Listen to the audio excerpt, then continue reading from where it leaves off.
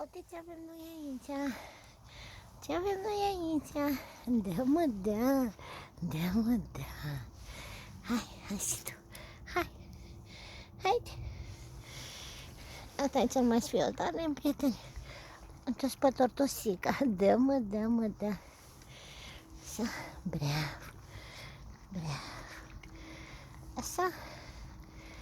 Așa. Uite ce avem aici. Uite ce avem aici. Hai și tu. Așa. Așa, mă, așa. Hai, vină cu. Hai. Așa. Așa, mă, negricios. Da, mă, da. Așa. Da. Așa. Așa, mă, așa, pică călduța. Așa. Da, mă, da. Hai, nu vă bateți. Hei, nu vă bateți. Tortosica.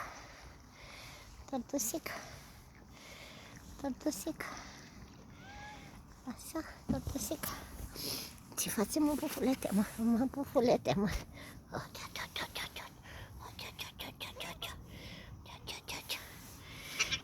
Hei, nu vă bateți cu ale mele.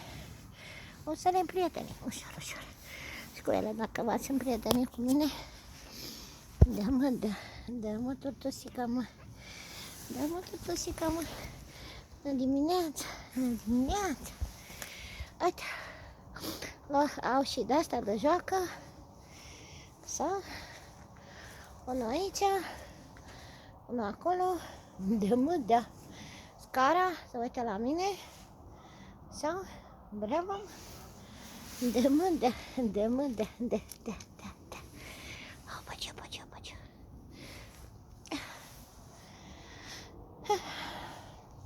Și urcă pe acolo, pe trepte.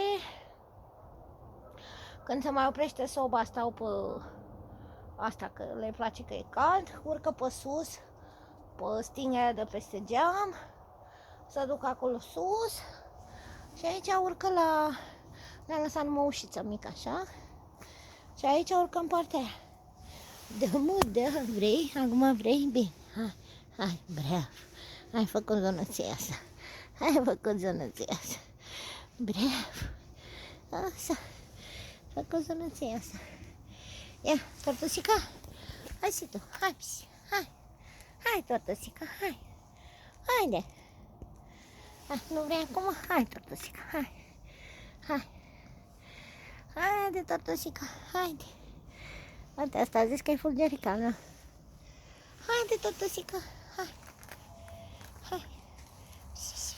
Miau, hai, miau. Hai, căvito, hai. Așa, miau.